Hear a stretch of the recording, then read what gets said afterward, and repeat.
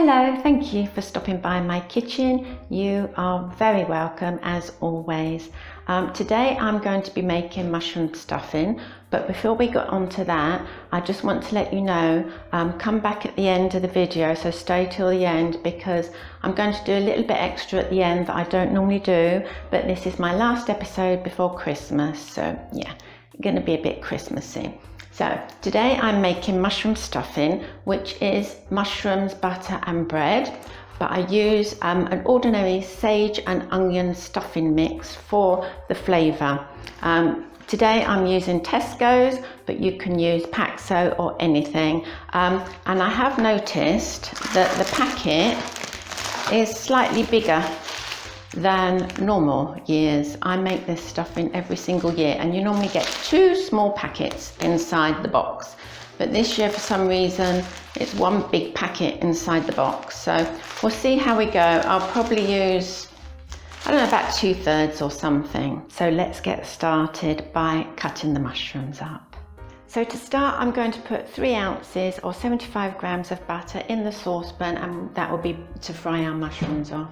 That can just melt while we're cutting all the mushrooms. In my bowl, I have 6 ounces or 175 grams of button mushrooms. I have already washed these and I've just cut the tip off the end, and we'll cut these up. Now, how you cut them is up to you. I prefer them cut up into big chunks. So you get big, meaty style chunks of mushrooms in your stuffing. But my son doesn't like the consistency of great big mushrooms. So I have to cut them small for him. So it is personal preference. If you like big mushrooms, big chunks of mushrooms, you do get a better, I wouldn't say flavour because the flavour goes throughout the stuffing, but yeah, I do like the chunks better. But we have to cook for our families. And this is something for everybody to eat, so.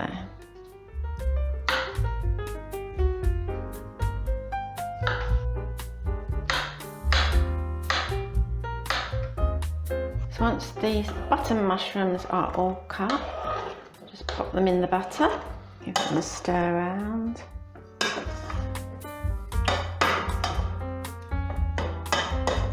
Now, at this point, this is a recipe that I just do. It's not one that I follow a recipe for. And at this point, I can tell that this isn't enough butter. I tried to guesstimate the amounts that I normally use, but there's normally a lot more butter in than this. So I'm going to put about another ounce of butter in that pan. So the total amount of butter now in the pan is 4 ounces or 100 grams. And now I'm going to cut up the other mushroom. This is a Portobello mushroom, and unlike the button mushrooms, it needs peeling. This comes off quite easily. And I also just slice this big old stalk off there. And I'll rinse that under the tap just to clean it up slightly. And this just gets sliced into little pieces too. This is the one I normally leave in great big chunks. But all the family needs to like the stuffing, as it's going to be served on Christmas dinner, so I need to prepare it as my son likes it. Of course, these, you might think that's quite big anyway, but it does cook down into much smaller pieces. So this we'll put in with the button mushrooms.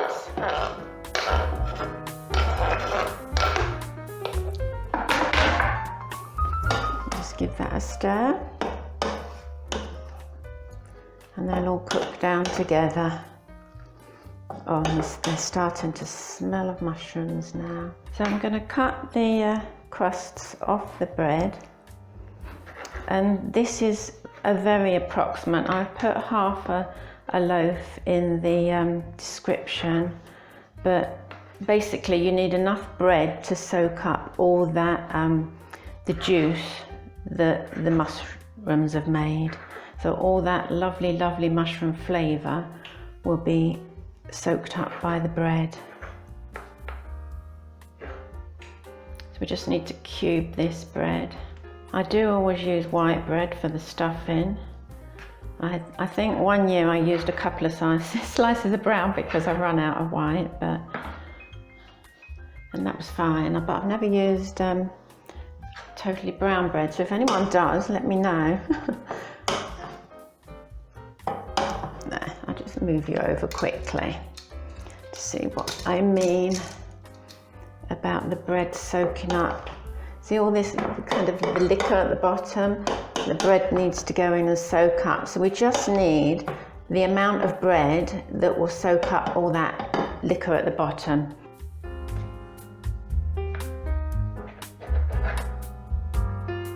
So in the saucepan now we have 4 slices, but these are the big toasty slices. So if you're using ordinary size slices, you probably need a few more. I think I'm just going to put 1 more slice in there.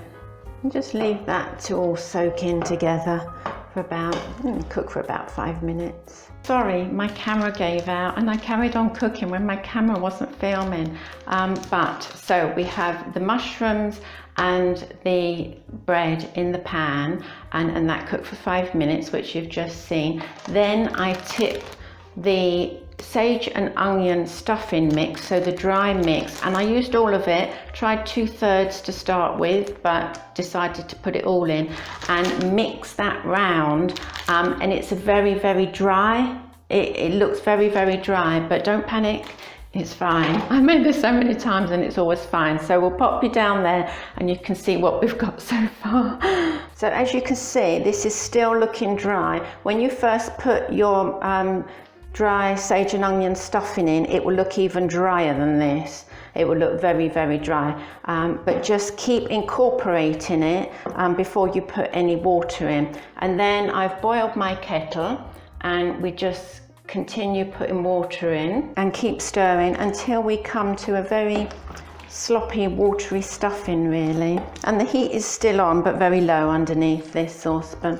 That's getting there. That's kind of what we want in the end, but when this is in the oven, the dry stuffing mix will take up some more water, so we do want quite a sloppy mix so it ends up to be a nice mix, if that makes sense. I hope it does. So we're nearly there, so I'm now going to add some salt. You want quite a lot of salt. I shall taste that for the amount I've put in a minute. Once it's all combined. Water, taste the amount of salt.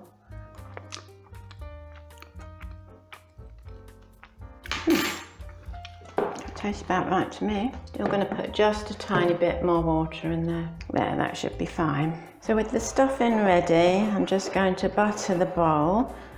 This needs to be a heat-proof bowl because it will be cooking in the oven for about half an hour. Butter it well.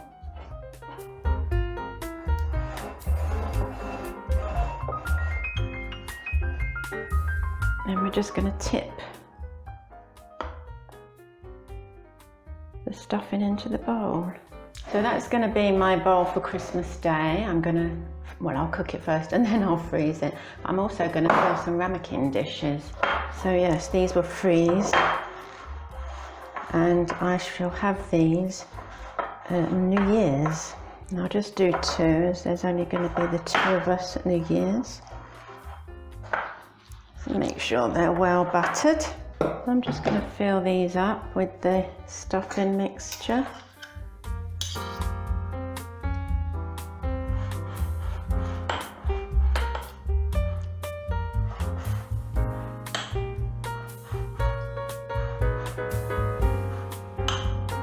So with the stuffing in the bowls, we now just need to cook it.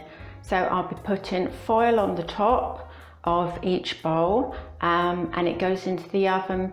It's up to you. cook it on the temperature that you've got everything in. It could be 200, 220, so 400 Fahrenheit or 425 Fahrenheit. Just pop it in the oven for about half an hour on whatever you're cooking the rest of your dinner on, and it'll be fine.